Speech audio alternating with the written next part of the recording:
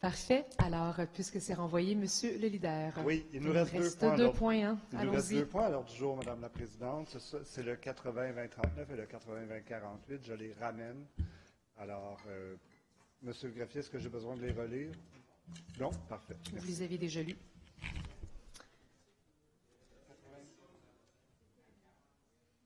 La 20.39 et la 20.48 dans le chapitre 80. De mémoire, Madame la Présidente, on était au milieu de la motion de demander Oui. un comité plénier. J'avais demandé une précision sur le volet concernant les dates et la validité de l'appel d'offres. Monsieur Doré avait indiqué brièvement, de façon informelle, à la fin du conseil hier soir, comme quoi il y aurait un document qui serait déposé à cet égard-là. Et j'avais indiqué à la présidence comme quoi, dépendamment de la réponse, cela affecterait mon allocution par la suite. Alors, est-ce qu'on a un document à recevoir? Merci, Ou bien une monsieur. précision à la question? Monsieur Doré, à vous la parole alors. Oui, tout à fait. Alors, si le directeur général peut... Ah, vous les avez, Maître Saint-Don? Parfait, excellent, parce que c'était le Merci. directeur général qui devait me les fournir. On les a vus électroniquement hier. Donc, au moment où je vous parle, le greffier distribue les différentes copies. Vous allez pouvoir voir, justement, lire que nous avions prévu ce délai.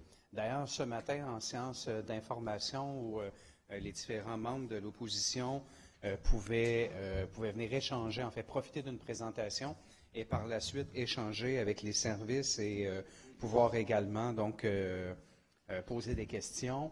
Ils ont eu droit à une copie, en fait, de la présentation qui a été faite au comité exécutif en juillet ou en août.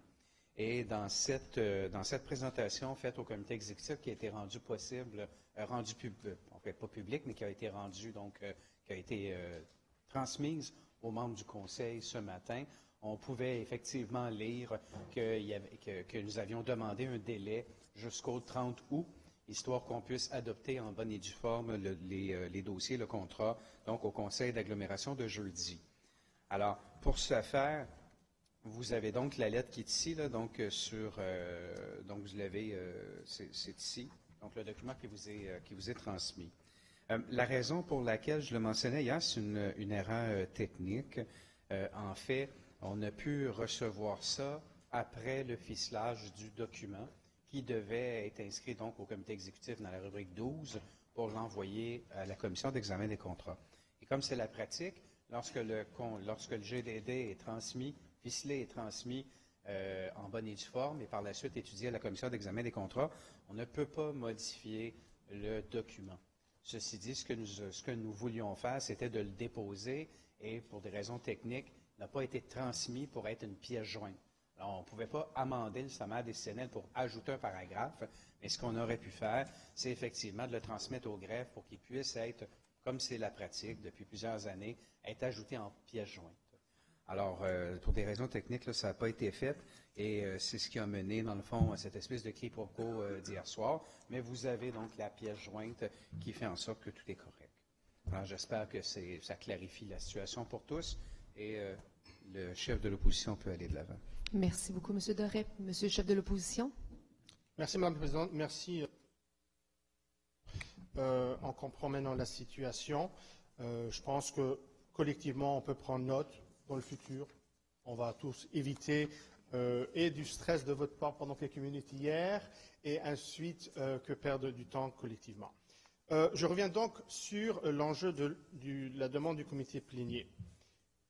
Au cours des derniers mois, nous avions eu l'opportunité d'adopter ou bien de débattre de différents dossiers.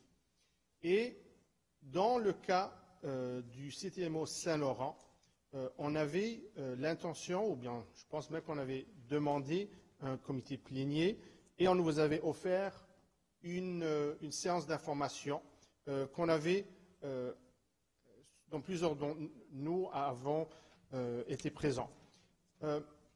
Hier, lors des discussions, lorsqu'on avait informé l'administration qu'on voulait demander un comité plénier, ils nous ont offert encore une fois cette séance d'information.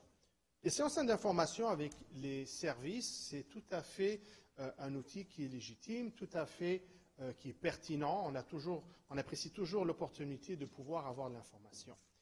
Mais lorsque on vient sur des enjeux, des contrats, notamment de 167 millions de dollars, plus de 100 millions de dollars la fois dernière, à un certain point, je pense qu'on est tout à fait légitime de pouvoir demander à ce qu'on puisse avoir cette information-là de façon publique, pour qu'on puisse poser les questions auprès des services dans un contexte public, pour qu'on puisse avoir une trace, pour qu'on puisse avoir un procès verbal à cet égard, et pour qu'il n'y ait pas de malentendu dans le futur concernant qu'est-ce qui a été répondu ou pas répondu. Donc, je pense que, oui, il y a une certaine utilité.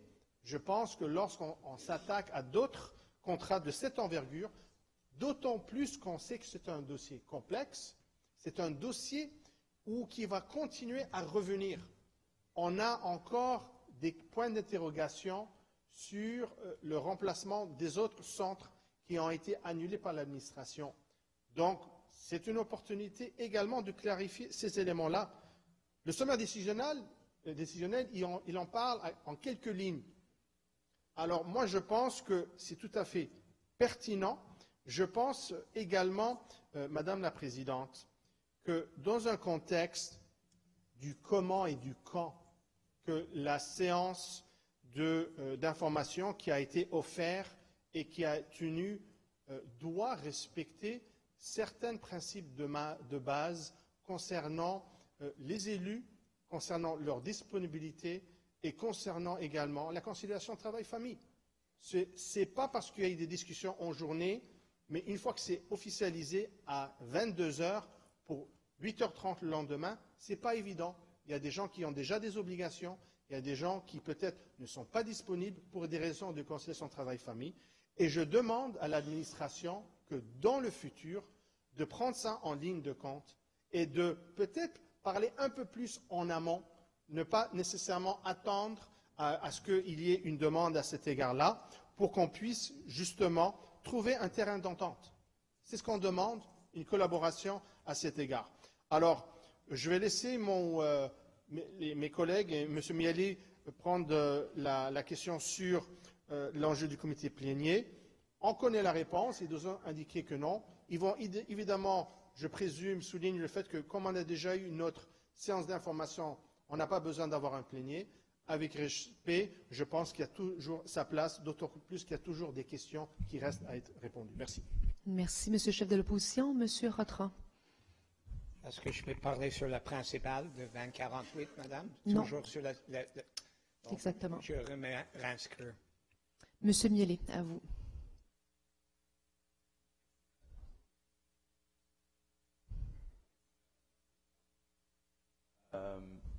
Merci. Alors, pour revenir sur ma motion déposée hier qui demandait la séance plénière, quelques points.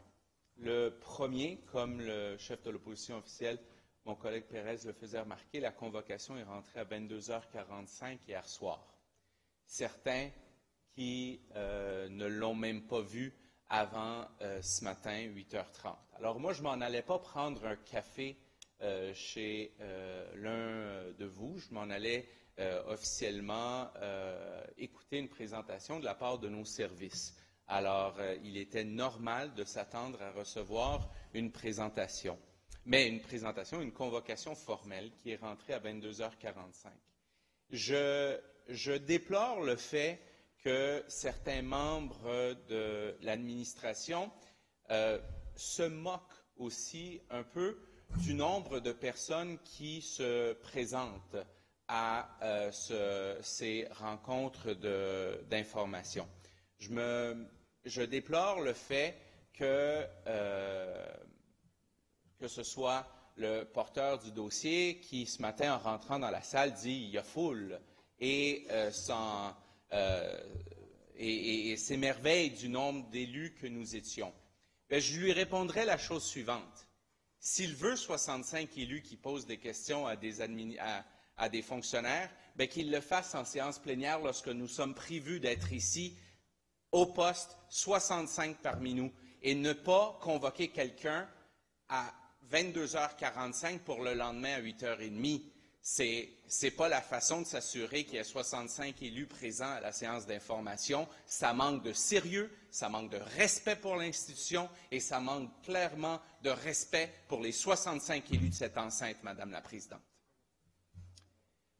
Lorsque on veut adopter et donner le plus d'informations possible pour adopter un contrat de 167 millions de dollars,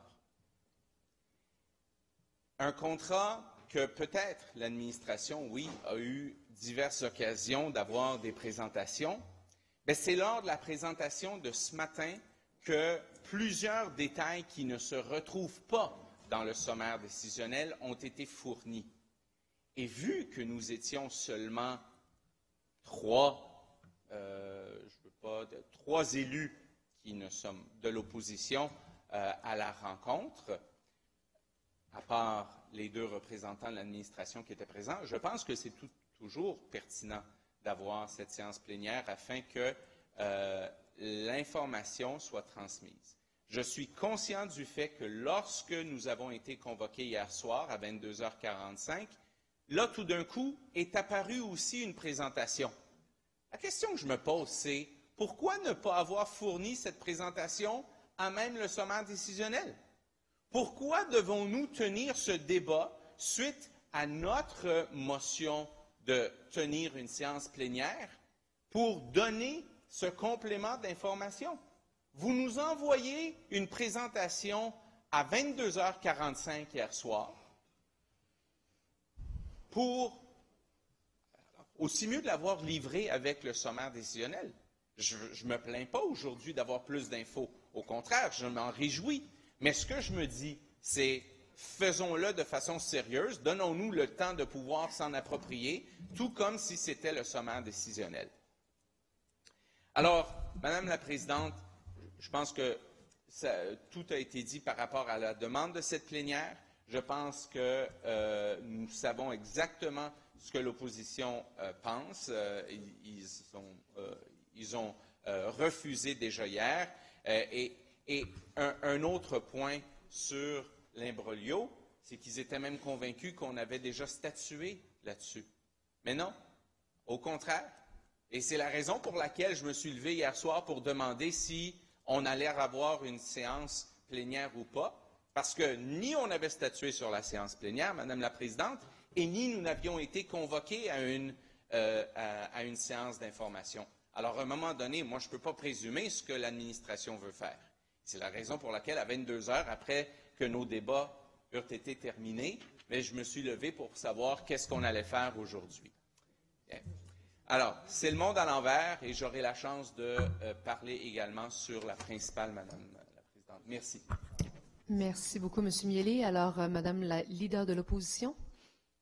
Je suis sur la principale. Je ne sais pas ce qu'il y en est pour M. Parenteau, Limoges et de Souza. On n'est pas sur la principale présentement. Okay. On reprendra la liste tout à l'heure. M. Rotran, votre nom est encore là. M. Parenteau, c'est sur la principale également. M. Limoges? Exactement.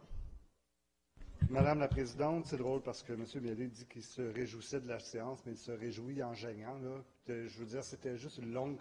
C'était une longue... C'est ça, mais merveilleux. Monsieur Miele. C'était une longue litanie tant qu'à parler, tant qu'à faire une intervention publique pour parler de la qualité de nos échanges, là, on va se dire les choses aussi. Quand il y aura des demandes de plénière faites après l'adoption au comité exécutif qui est public et publié, puis que le point est adopté, puis qu'on sait que ça va constituer l'ordre du jour du prochain conseil municipal, ça sera envoyé par écrit de manière formelle à l'administration, qu'on demande une plénière, ça va être pris plus au sérieux que quand ça va être un texto à 13h15, une fois qu'on a commencé à siéger en conseil municipal. Voilà. Merci. Monsieur de Souza, est-ce que c'est sur le comité plénier? Allez-y. Bien, je pense que, Madame la Présidente, ce que je veux dire, qu'en tant que membre élu de ce conseil, il me semble que mes droits sont dans un sens bafoué. My feeling is that here we have, and this is not the first time this has happened, Madame la Présidente. This has happened on multiple times in the last 2 years, that a party, that an administration that pretends it wishes to be transparent comes in with a decision on a major dossier, on a major contract, the Wednesday at the executive. We only have news of that by the end of the day on Thursday. And at that point in time, we don't even have the time to be able to either read the documents, to ask the questions, and to intervene such that we can at least know full well what is the dossier that we're dealing with on the executive. This is just nuts.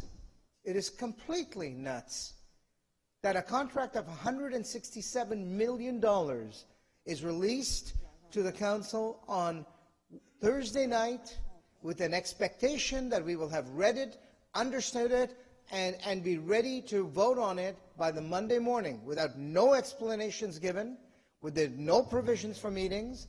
And ultimately, last night, hier soir, Madame la Présidente, on a reçu à 22h45 une invitation pour le lendemain à 3h30, mais je vous invite à prendre connaissance de le document qui était attaché avec cette invitation.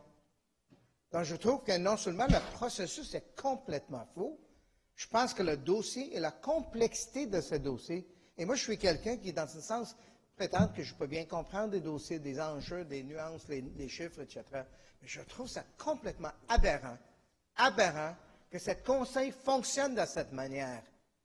Si nous voulons donner une occasion aux élus, si on veut donner le respect aux élus, si on veut que les élus prennent connaissance et votent selon leur compréhension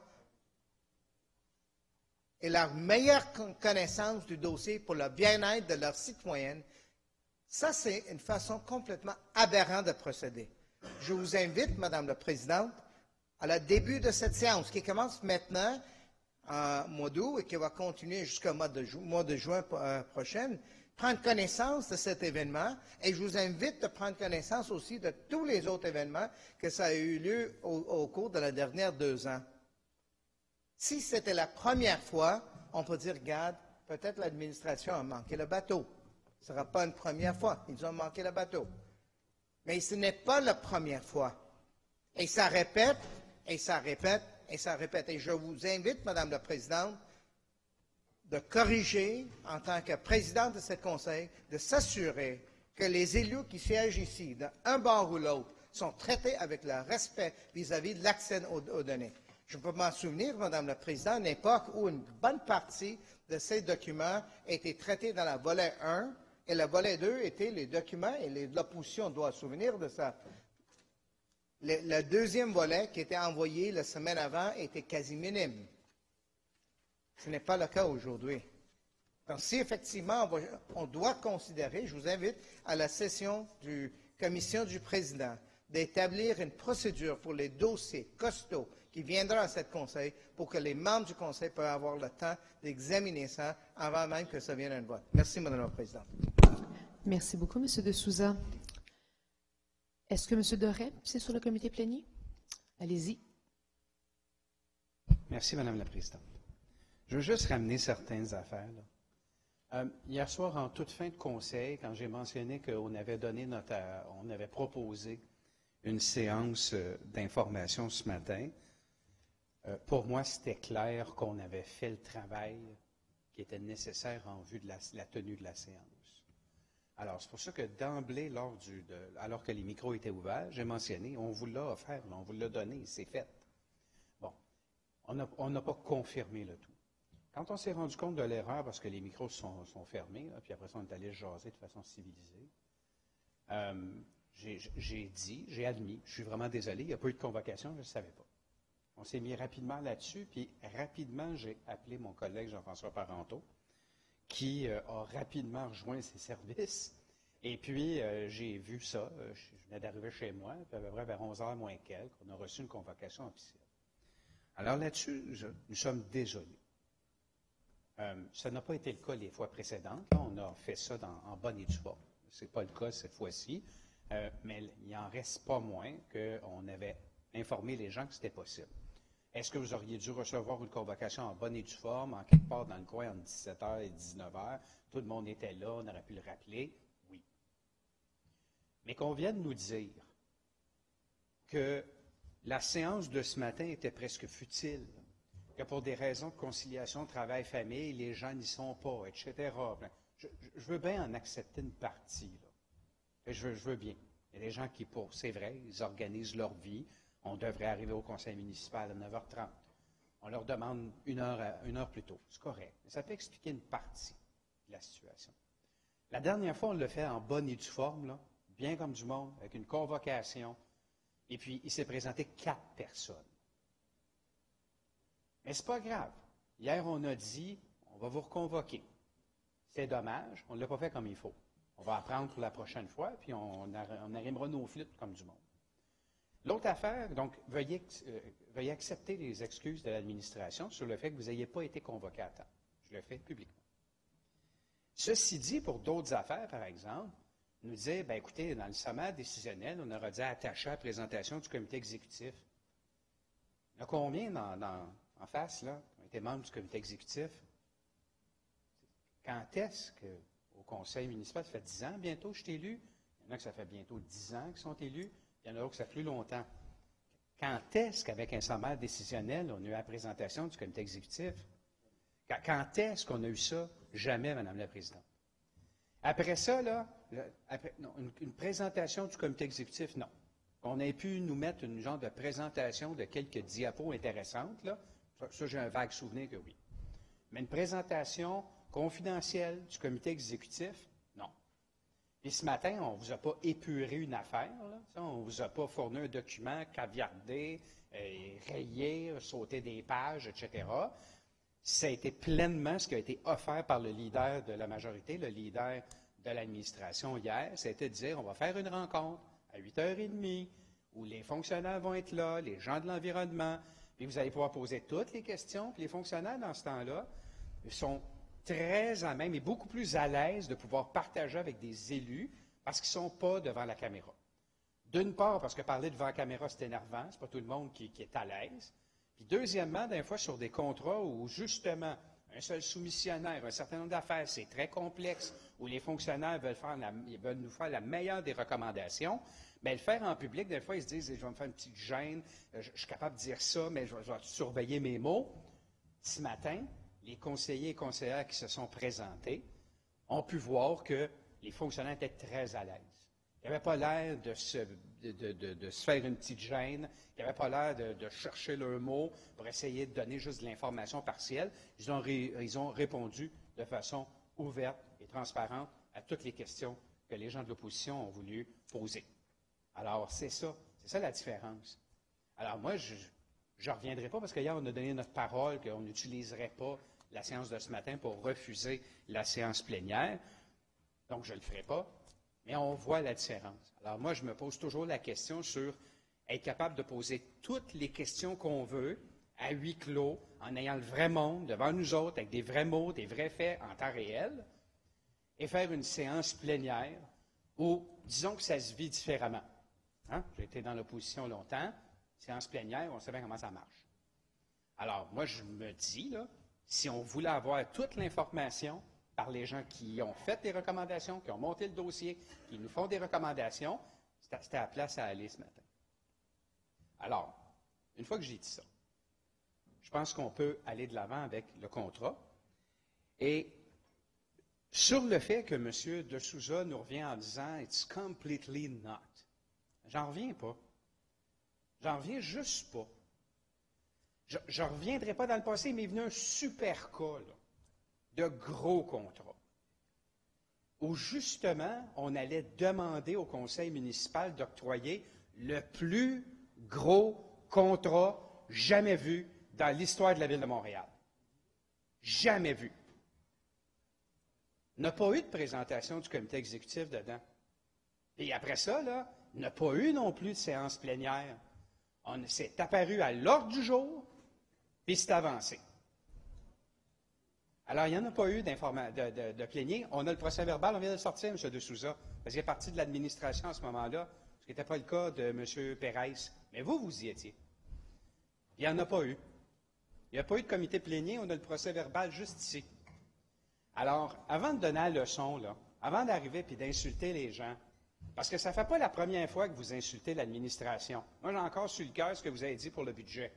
Hein, la mince ligne entre la stupidité et le courage, là, je la retiens encore. Alors aujourd'hui, c'est juste la 4e fois qu'en ce conseil, vous insultez l'administration, puis que vous dites « it's completely not ». Je ne suis pas parfaitement bilingue, là, mais moi, completely not, je suis sûr que vous ne faites pas référence à mes pinottes en haut. Alors, cette administration-ci, je finis là-dessus, là, on est transparent. On veut travailler avec vous et à chaque fois, on a fait des séances d'information. Celle de ce matin n'a pas été convoquée comme il faut. On en est désolé. Je ne sais pas sur quel ton le répéter puis combien de fois, mais on en est désolé. Mais les autres fois, là, on les a faites comme du monde, puis plus que moins. Moi, je ne me souviens pas dans le mandat précédent, quand on a centralisé des affaires, qu'on a convoqué tout le monde pour leur demander leur avis, comment on pouvait faire, comment on pouvait être efficace et efficient. Comme maire, M. de Souza et d'autres, là, vous avez été convoqués plus d'une fois sur ces dossiers-là, qui sont d'importance pour le conseil municipal. Alors, on ne fait pas nos affaires en cachette, dans un coin, en faisant fi de la démocratie. On fait les choses comme il faut, avec le respect du conseil municipal, avec les bons documents, en donnant toute l'information, puis en amenant les fonctionnaires qui ne sont absolument pas muselés. On ne peut pas en dire de toutes les administrations passées. Merci tout le monde. Merci beaucoup, M. Doré. Alors, les 3 noms qui sont sur la liste des prises de parole, c'est sur la motion principale. M. Parenteau également. Mme Boivin-Roy.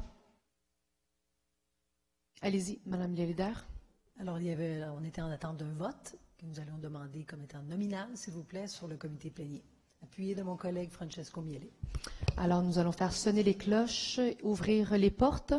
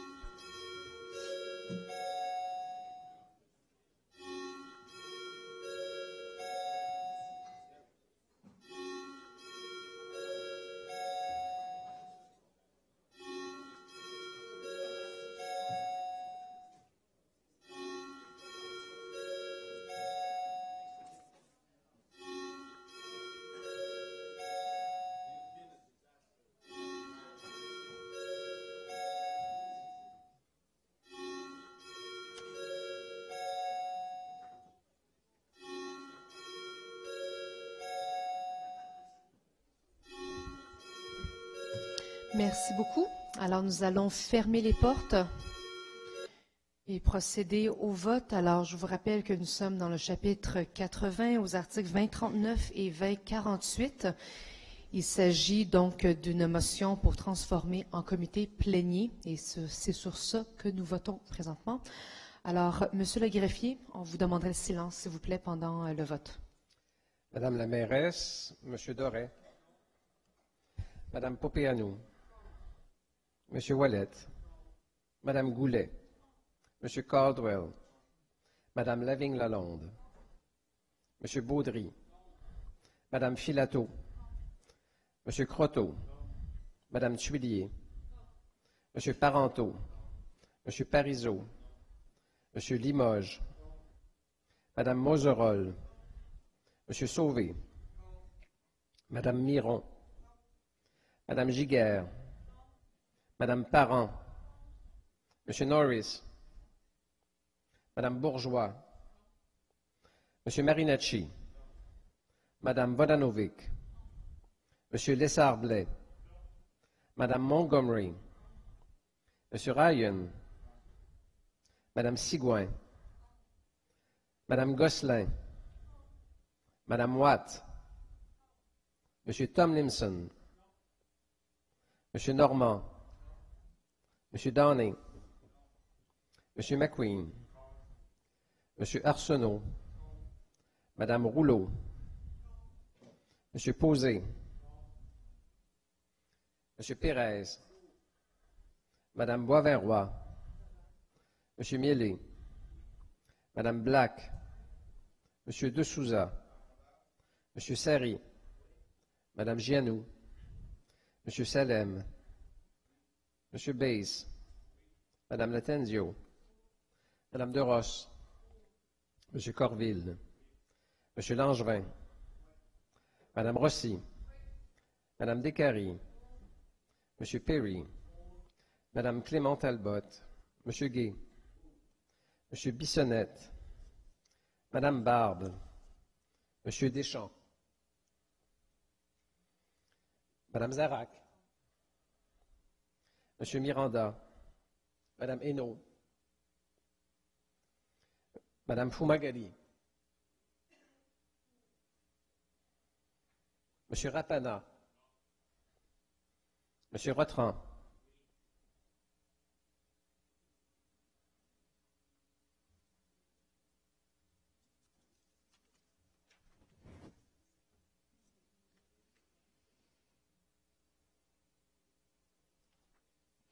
Pour 19 contre 39, la motion est battue. Nous allons ouvrir les portes.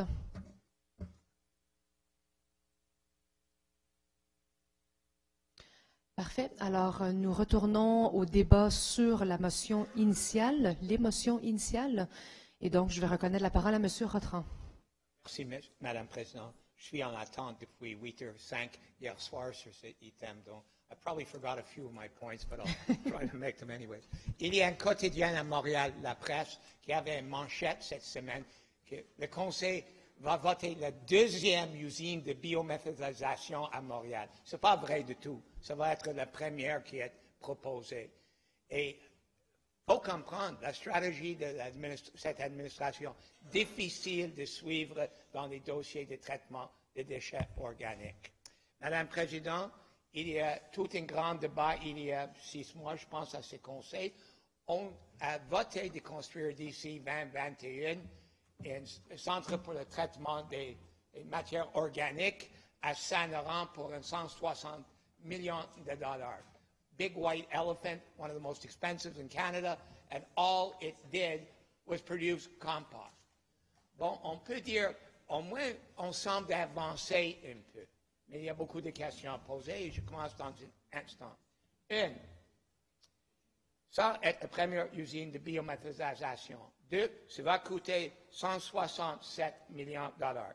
Troisièmement, ça va traiter 60 000 tonnes par année. So far, so good. State of the art, c'est quoi le modèle au Canada? Surrey, Colombie-Britannique. Ils ont construit une usine pour le traitement de ces matières organiques pour 68 millions de dollars.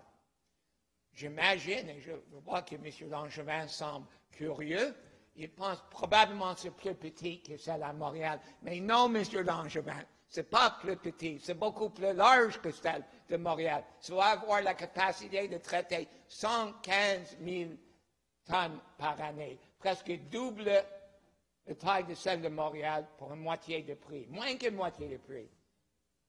How is that possible? I don't know. Je ne suis pas étonné que la compagnie est d'accord pour prolonger la période de garantie de prix. Je ne suis pas étonné du tout. Pourquoi? La soumission à Montréal, selon nos services, était 31,01% plus haut que l'estimé de la ville.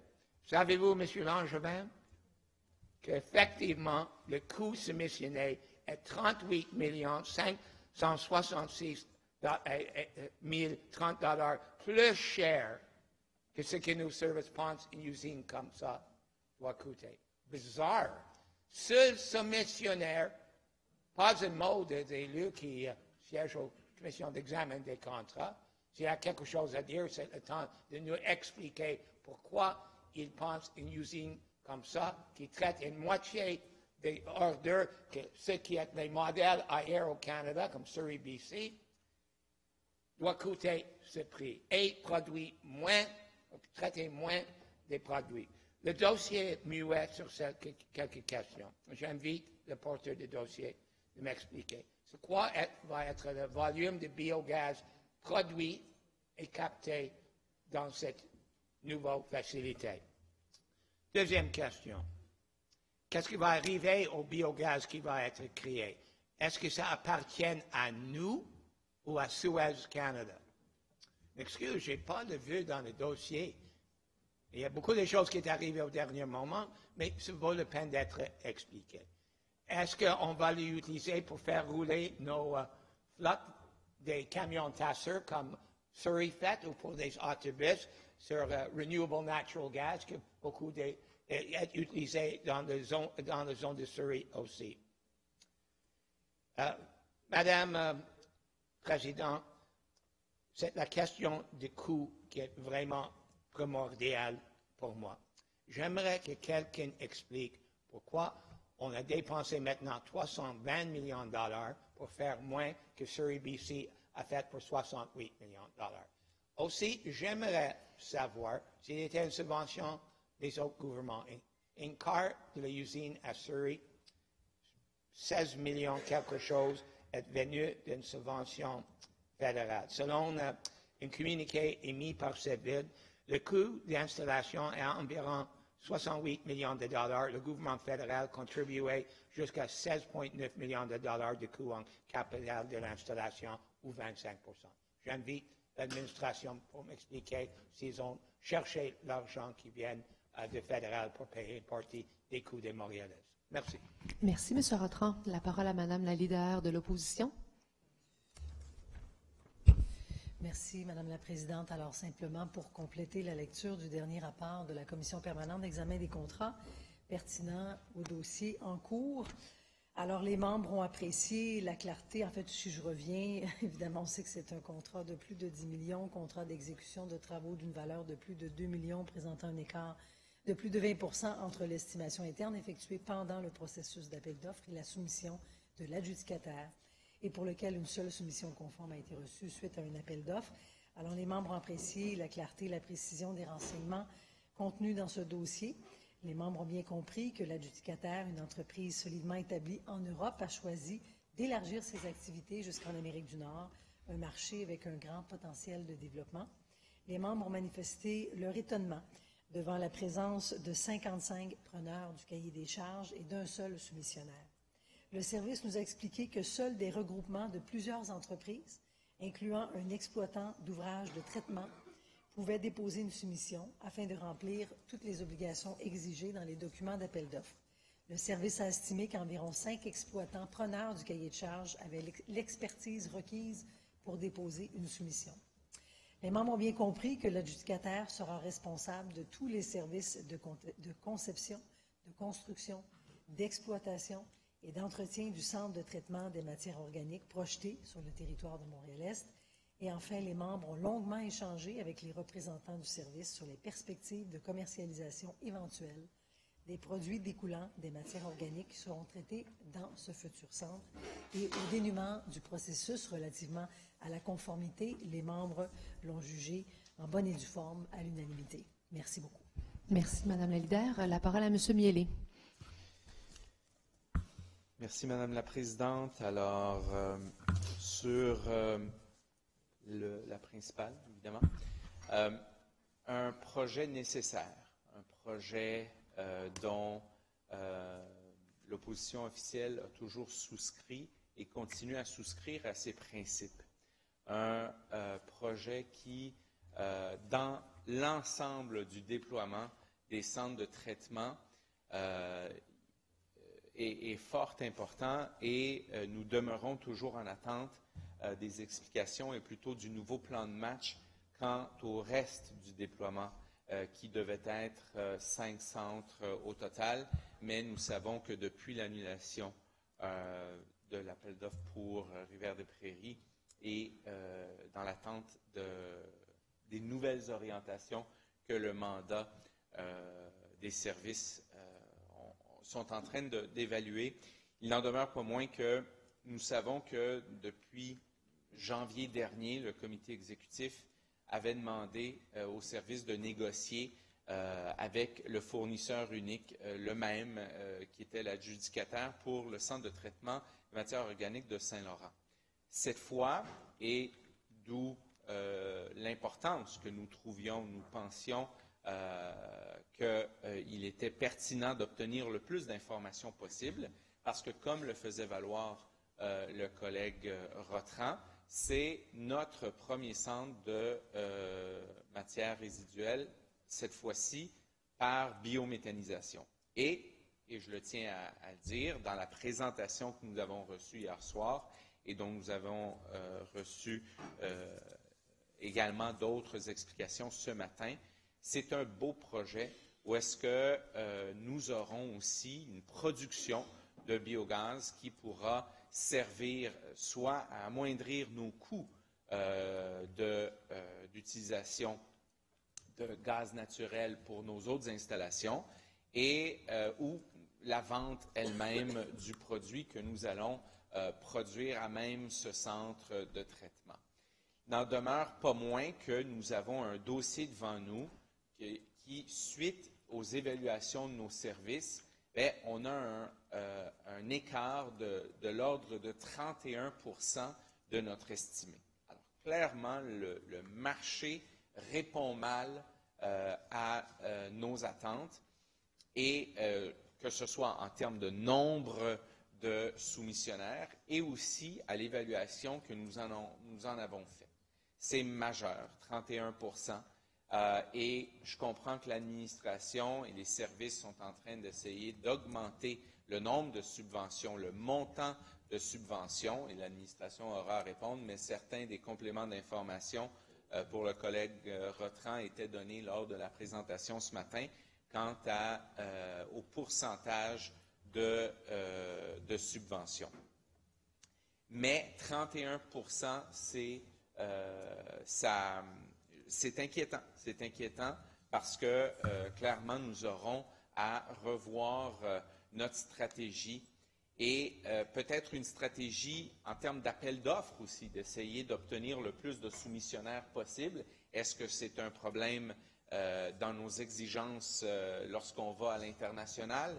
Est-ce que c'est un hasard que ce soit deux fois la même entreprise française? Est-ce qu'il y a des limitations dans le nombre d'entreprises qu'on peut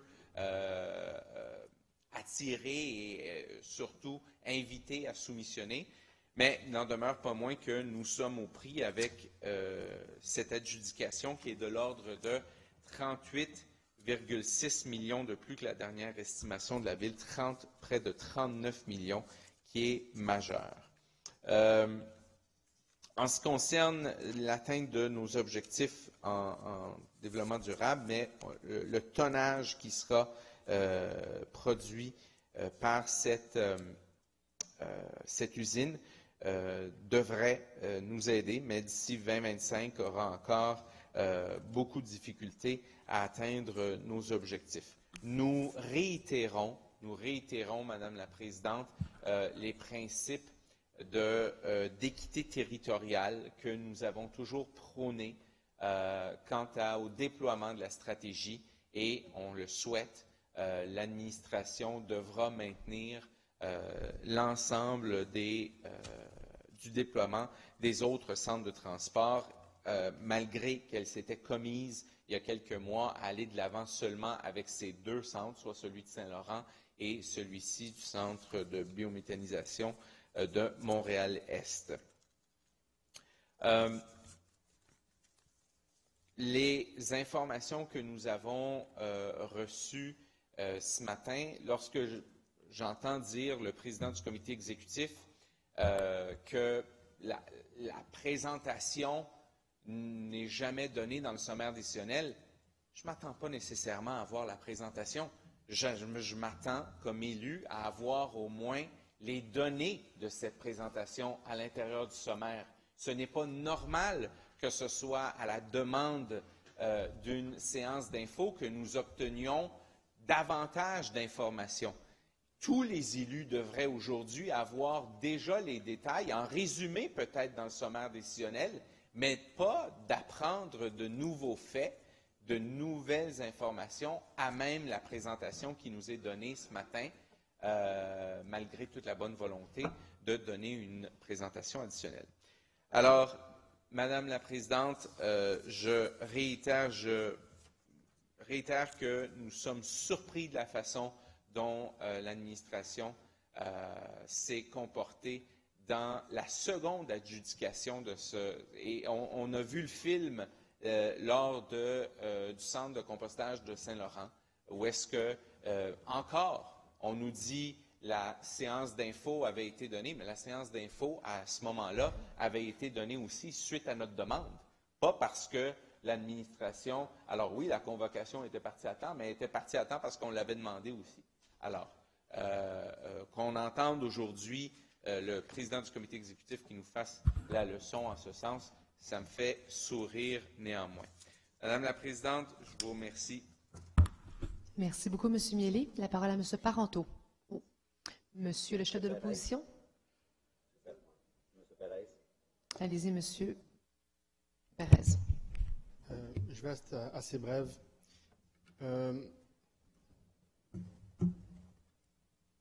Est-ce qu'il y a quelque chose de rigolo? C'est quoi? Il y a mon collègue, M. Miele, qui a soulevé un point, notamment sur le fait qu'on a eu très peu de soumissionnaires. Et dans ce dossier, et ainsi dans le dossier de CTMO Saint-Laurent. Et il a fait une allusion à peut-être on est en train de s'imposer des restrictions qui limitent la capacité de pouvoir faire en sorte qu'on ait plus de soumissionnaires. Je pense qu'on devrait amorcer à la Ville de Montréal, si ça n'a pas déjà été fait, d'explorer que dans certains cas où on a l'intention d'aller à l'international, lorsque on a des exigences pour des contrats d'envergure, et on pourra débattre et discuter de qu'est-ce que c'est un contrat d'envergure, est-ce que c'est 50 millions de dollars et plus, est-ce que c'est 100 millions de dollars et plus, de considérer à traduire nos documents d'appel d'offres en anglais. Nous savons qu'actuellement, nous avons tous les documents exclusivement en français. Je pense qu'on devrait avoir une réflexion. Dans quelles circonstances est-ce qu'on devrait peut-être avoir ces documents en français et en anglais? Nous savons qu'il y a énormément de joueurs à travers le monde, à travers l'Amérique du Nord, qui pourraient soumissionner. Et d'après ce qu'on comprend, un des aspects, c'est évidemment pour des documents, on parle de des milliers de pages, que ça pourrait causer des embûches. Maintenant, on est tous d'accord que pour le fonctionnement éventuel, pour la réalisation de tout contrat, ici, la Ville de Montréal, on doit absolument maintenir et exiger que ce soit en français. Personne ne questionne cela. Mais je pense qu'amorcer une réflexion que dans des cas très particuliers, très ponctuels, où il y a des contrats d'envergure, où on veut aller à l'international, il faudrait amorcer cette réflexion parce que justement, lorsqu'on a des montants qui sont aussi au-delà de nos estimés, où on dépense des dizaines et des dizaines de millions de dollars de face au-delà de ce qu'on s'attendait, ça mérite d'y réfléchir. Je comprends la sensibilité de cet enjeu-là. C'est évident, c'est un enjeu sur lequel qui peut soulever des passions. J'en suis conscient. Mais je pense dans une façon très professionnelle, de façon très réfléchie, c'est quelque chose sur lequel l'administration ou bien une commission pourrait s'attarder. Merci bien. Merci beaucoup, Monsieur le chef de l'opposition. Monsieur Ouellet ou Monsieur Parenteau, à vous la parole. Merci, Madame la Présidente, en droit de réplique pour le 2039-2048. Alors, juste pour revenir sur les propos de M. Miele, oui, M. Miele, mais par la suite, mais M. Rotran, pour ce qui était des coûts, on l'a expliqué effectivement, et dans la présentation aussi ce matin, c'est ça qui a été distribué, conception, réalisation, exploitation, faisant en sorte que ça meublait les coûts. Et le facteur aussi de risque par rapport à tout l'ensemble du développement du projet. Et oui, suite au fait que c'est un soumissionnaire unique, on était chercher une économie suite à des négociations, 5 millions de dollars. Et présentement, on est en négociation avec les différents paliers gouvernementaux et la réponse est, on semble avoir une très bonne écoute présentement, ce qui viendrait probablement combler l'écart au niveau du soutien par rapport aux différences, à l'écart dans le prix estimé et le prix du contrat que nous votons aujourd'hui, ce qui nous ramènerait, dans le fond, à un dépassement beaucoup moins que 31 beaucoup moins. On va attendre d'avoir les chiffres avant de fêter. Et malgré tout ça, il y a l'aspect qui est important, c'est l'aspect du centre de biométhanisation. L'aspect qu'on arrive vers une technologie nouvelle qui va nous amener ailleurs au niveau de la gestion de nos matières résiduelles. Et c'est un très beau projet, M. Miele l'a dit tantôt. Et effectivement, je pense que Montréal se tourne dorénavant vers l'avenir en prenant ces matières, ces déchets de table, pour les convertir en énergie. Ça va nous permettre une réduction de coûts au niveau du centre de traitement des eaux usées d'environ 7 à 800 000 $ annuellement. D'une part. D'autre part, si avec ça, c'est 23 seulement des résidus de table. Montons nos résidus de table à plus de 80 un jour, mais on pourra peut-être disposer parce que n'oublions pas que dans ce contrat-ci, nous gardons la propriété de ce gaz. Alors, les revenus, suite à si on arrivait à avoir un excédent et à le vendre, c'est des revenus directement à la Ville de Montréal. Alors, je vous invite à voter en faveur sur ce dossier et on est très fiers. Puis, M. Miele, juste pour m'excuser, tantôt quand je vous ai taquiné pour dire qu'on était juste 4 pour la présentation, je m'en excuse. Il pourrait n'y avoir qu'une personne. En tout temps que ce soit vous, je serais heureux.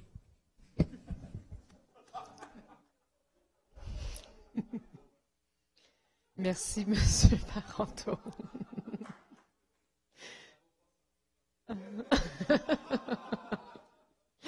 Alors, Madame la leader de l'opposition. M. Parenteau, C'est que de toujours l'amour. le charme qu'on lui connaît. Alors, nous allons être dissidents, une dissidence groupée sur les dossiers 2039 et 2048 dans la section de l'agglomération. Merci. Merci, Madame la leader. Alors, Monsieur Rotran également. Alors, les deux points sont adoptés avec les dissidences d'Ensemble Montréal et de Monsieur Rotran. Ceci termine notre ordre du jour. Ah, non. Madame Fumagalli également, son opposition, sa dissidence à ces deux points. Est-ce que c'est complet? Merci beaucoup pour ces débats sereins. Bonne fête encore, Monsieur le greffier.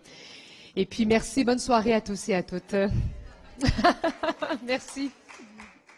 Et bonne fête, c'est vrai. Bonne fête à notre leader de l'opposition. Bonne fête.